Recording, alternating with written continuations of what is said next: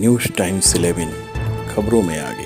ओ मेरा रंग दे बसंती चोला, मेरा रंग दे, ओ मेरा रंग दे बसंती चोला। मेरी कलम भी वाकिफ़ है मेरे जज्बातों से, मैं इश्क भी लिखना चाहूँ तो इनकलाब लिख जाता है। शहीद आजम भगत सिंह। जिस चोले को पहन शिवाजी खेले अपनी जान पे, जिस चोले हमारी आज़ादी के लिए लड़ाई एक चिंगारी है जो भविष्य में विकराल रूप लेगी। 1857 क्रांति, शहीद मंगल पांडे। आज उसी को पहन के निकला, पहन के निकला। वतन है वतन, हमको तेरी कसम, तेरी राहों में जहाँ तक लुटा जाएंगे। भूल क्या चीज है। मैं अपनी झांसी किसी को नहीं दूंगी। वीरांगना झांसी की रानी लक्ष्मीबाई। चढ़ा जाएंगे। ऐ वतन हमको तेरी कसम, तेरी राहों में जहाँ तक लुटा जाएंगे। ऐ वतन मेरा नाम आज़ाद है, पिता का नाम स्वतंत्रता और मेरा पता जेल है। क्रांतिकारी चंद्रशेखर आज़ाद। सदियों से गुलामी की जंजीरों में जकड़ी भारत माँ की वेदना और चित्कार से निकले देशभक्ति के ये इंकलाबी अल्फाज भारत के उन वीर अमर सपूतों के हैं जिन्होंने गुलामी की जंजीरों को तोड़ने के लिए अपने फौलादी सीने अंग्रेजी तोपों के सामने खड़े कर दिए।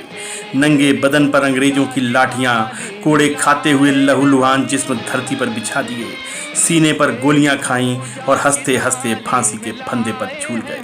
लेकिन मुंह से चीखे नहीं, सिर्फ इंकलाब निकला, इंकलाब जिंदाबाद। 1857 में पहली बार ईस्ट इंडिया कंपनी की कलकत्ता बैरकपुर छावनी में एक क्रांतिकारी सिपाही ने अंग्रेजों के खिलाफ बगावत करते हुए गाय और सुअर की चर्बी लगे कारतूस को मुंह से खोलने से इनकार कर दिया। इस जांबाज क्रांतिकारी का नाम था मंगल पांडे।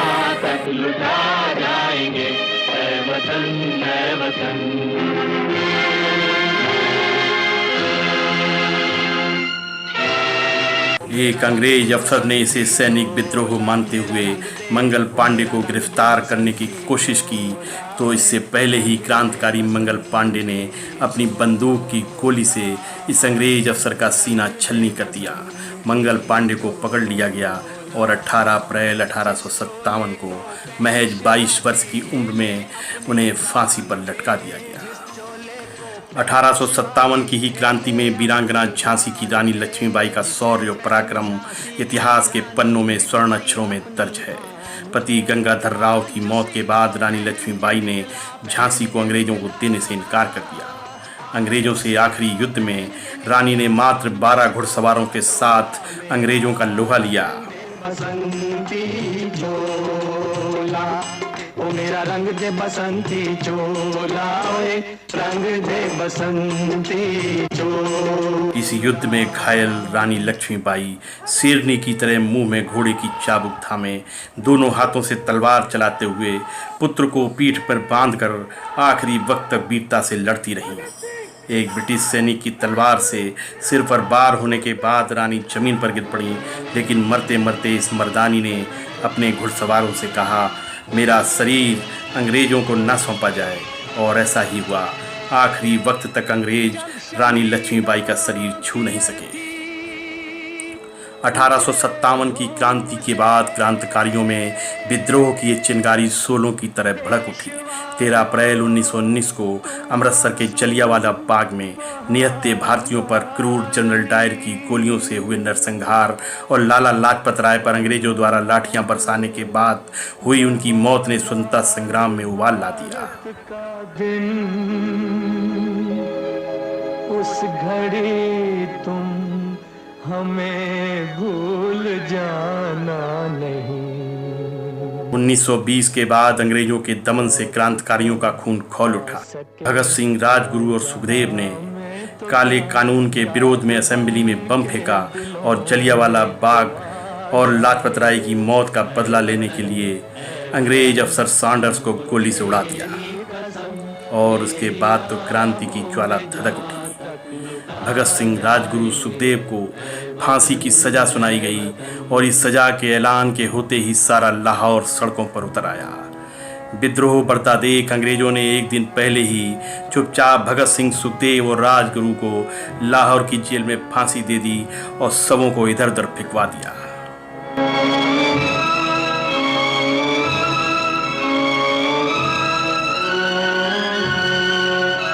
कोई आखिरी ख्वाहिश?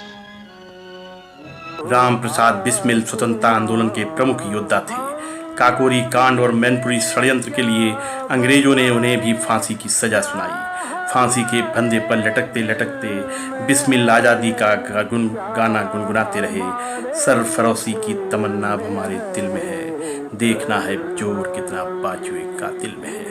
तमन्ना अब हमारे दिल में है।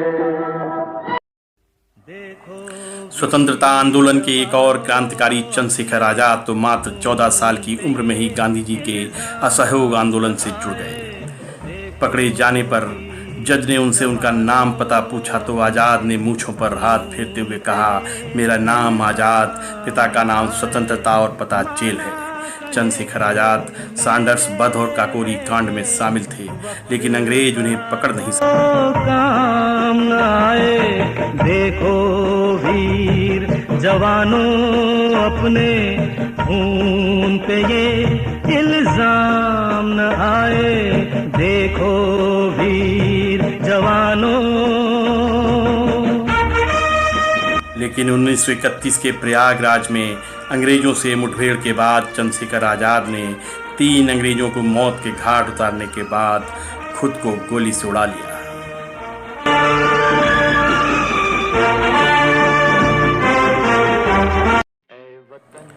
महात्मा गांधी के अहिंसा आंदोलन और हजारों क्रांतिकारियों के बलिदान के बाद आखिरकार 15 अगस्त 1947 को आज़ादी की वो सुबह भी आई जब आज़ाद भारत ने खुली हवा में सांस ली।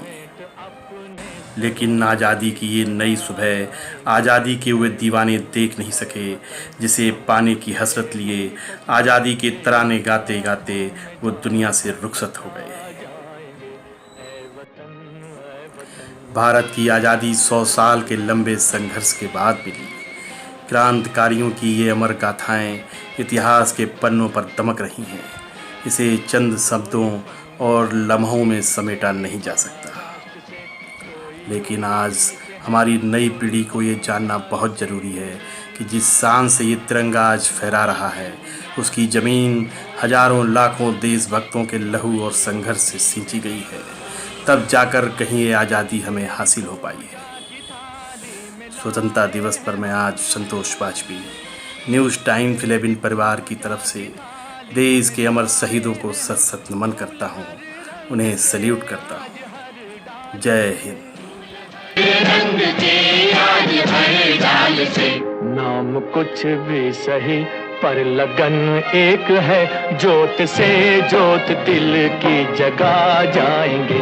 ऐ वतन हमको तेरी कसम, तेरी राहों में जा तक लुटा जाएंगे।